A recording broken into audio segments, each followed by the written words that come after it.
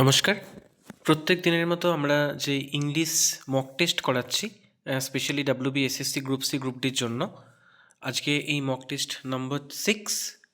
তো আমরা এখান থেকে 15টা করে কোশ্চেন আমরা আলোচনা করব এবং প্রত্যেকটা কোশ্চেনের ডিটেলে আমরা সেখানে অ্যানালিসিস করব, যেটা আপনাদের আপকামিং যে সমস্ত পরীক্ষাগুলোতে ইংলিশ থাকে, যেমন ডাব্লিউবি, এসএসসি, গ্রুপ সি এবং সেই সঙ্গে সঙ্গে ক্লার্কশিপ বা আলাদা যে সমস্ত পরীক্ষা মিসলেনিয়াস, তো সেক্ষেত্রে আপনাদের প্রস্তুতিকে আরও এনহ্যান্স করতে এই সিরিজটা হেল্প করবে। তো প্রথমেই চলে যাচ্ছি প্রথম কোশ্চেন। প্রথমেই বলছে যে ভেগ যে শব্দটা, তার একটা সমার্থক শব্দ আমাদেরকে বলতে হবে। তো ভেগ যে শব্দটা, তার অর্থটা কি না? অর্থ হচ্ছে ভেগ মানে হচ্ছে অস্পষ্ট বা পরিষ্কার নয়, তাই তো? তাহলে এখানে যে অপশনগুলো রয়েছে তার মধ্যে পরিষ্কার নয় কোনটা হবে? আনক্লিয়ার হবে। বাকি প্রত্যেকটাই কিন্তু দেখুন ক্লিয়ার, ডেফিনাইট, এক্স্যাক্ট, তাই না? এগুলো প্রত্যেকটা কিন্তু এর বিপরীতার্থক শব্দ বোঝাচ্ছে, কিন্তু আনক্লিয়ারটা হচ্ছে ভেগের সমার্থক শব্দ। পরের যে কোশ্চেনটা সেটা হচ্ছে কি এক্সপ্যান্ড, ঠিক আছে? এর বিপরীত শব্দ বলা হয়েছে এক্সপ্যান্ড, তাহলে ইনক্রিজ, স্প্রেড, এনলার্জ, ঠিক আছে? এবং তারপর কি আছে? কন্ট্রাক্ট। তাহলে এর অ্যান্সার কী হবে না? কন্ট্রাক্ট। কন্ট্রাক্ট মানে হচ্ছে কি না সংকুচিত হওয়া, ঠিক আছে? পরের কোশ্চেনটা দেখি এবং বাকি অপশানগুলো দেখুন। এখানে ইনক্রিজ করা, স্প্রেড মানে বিস্তৃত করা, ইনক্রিজ মানে বিস্তৃত করা, এনলার্জ মানে বড় করা, তাই না? বেশ। পরের কোশ্চেন, এই যে সেন্টেন্সটা রয়েছে এই সেন্টেন্সটার মধ্যে এরার কথাই বলেছে, ঠিক আছে? He is one of the best player in the team. দেখুন ওয়ান অফ দ্য, তাহলে একজন টিমের মধ্যে, তাই না? তাহলে এখানে কি হবে না? এখানে উত্তর হবে সি। ওয়ান অফ দ্যার পরে কি হবে? বেস্ট প্লেয়ার্স, মানে সে এই টিমের যে সমস্ত বেস্ট প্লেয়ার রয়েছে তাদের মধ্যে একজন, তাই তো? তাহলে সেখানে কি হবে? One of the best players.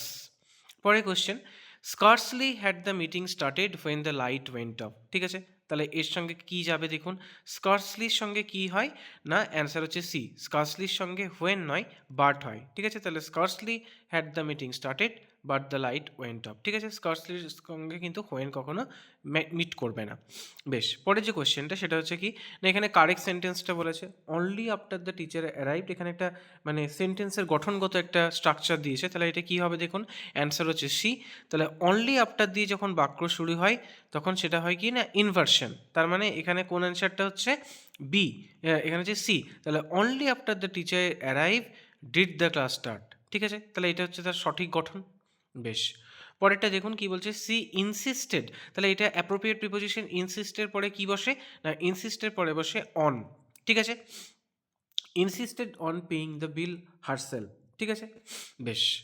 তারপরে ৭ নম্বর কোশ্চেনটা দেখি। আচ্ছা, রান ইনটু, এটা কি দিয়েছে? ফ্রেজাল ভার্ব থেকে দিয়েছে। তাহলে রান ইনটু শব্দটার অর্থ কি না? রান ইনটু মানে হচ্ছে হঠাৎ কারোর সঙ্গে দেখা হয়ে যাওয়া, তাহলে মিট আনএক্সপেক্টেডলি। তাহলে অ্যান্সার হচ্ছে বি। ৮ নম্বরটা দেখি কি বলছে। আচ্ছা, এটা একটা আর্টিকেল থেকে দিয়েছে। Ganga is consider the sacred in India. পবিত্র আমাদের নদী হচ্ছে গঙ্গা। তাহলে সেটা কি বসবে? এ হবে না, অ্যান হবে না, দি হবে? তাহলে অবশ্যই অ্যান্সার হবে দি। নদীর নামের আগে সাধারণত দি বসে, দা গঙ্গা, ঠিক আছে? বেশ। পরেরটা দেখি। এই গ্রুপ অফ বিজ, এটা আমি অনেকবারই এই গ্রুপ অফ যে সমস্ত প্রাণীগুলো হয় সেগুলোর একটা লিস্ট আপনাকে দিচ্ছি। এটা হয় সোয়াম, তাই তো? এর আগেও আমরা করেছি। তাহলে বিজের দলকে বলা হয় সোয়াম। এবং দেখুন এখানে বেশ কিছু লিস্ট আছে, সেটা অলরেডি আপনারা একটুখানি ফলো আপ করে নেবেন ভিডিওটাকে পজ করে। পরের কোশ্চেন দেখি।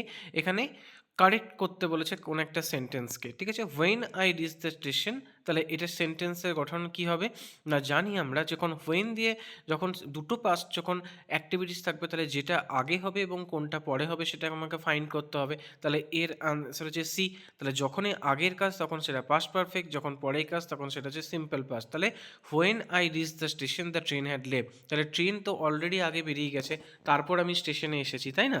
তাহলে অবশ্যই ওখানে যে প্রথম যে পার্টটা থাকছে সেটা আমার সিম্পল পাস্ট হচ্ছে, পরেরটা যেটা থাকছে সেটা হচ্ছে কি না? Past perfect.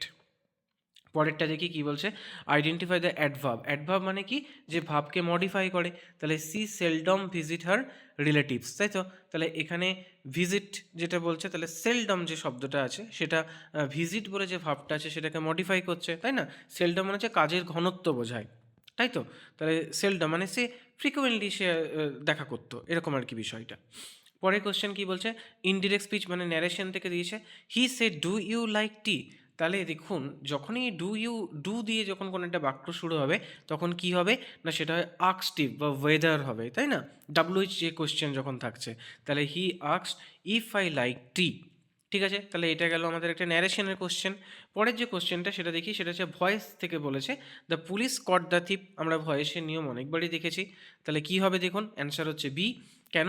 The thief is caught, the thief was caught by the police. ঠিক আছে, যেহেতু এটা পাস্ট টেন্সে রয়েছে, তাহলে অ্যাক্টিভ থেকে আমরা প্যাসিভ ভয়েসে করছি, দ্য থিপ আমার আগে চলে এলো, তারপর আমার ওয়াজ চলে এলো, এবং তারপর কট বাই দ্য পুলিশ।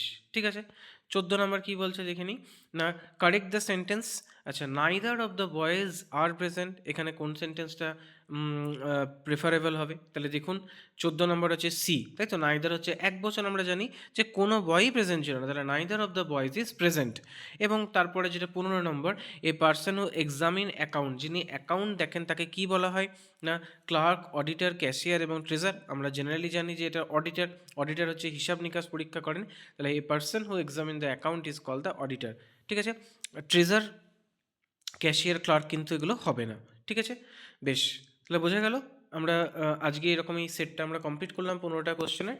রেগুলার বেসিকে এই সেটগুলো আপনারা ফলো করুন, আপনাদের পরীক্ষার যে প্রস্তুতি সেটাকে আরও এনহ্যান্স করবে। প্রত্যেকে খুব ভালো করে প্রিপারেশন নেন। ধন্যবাদ।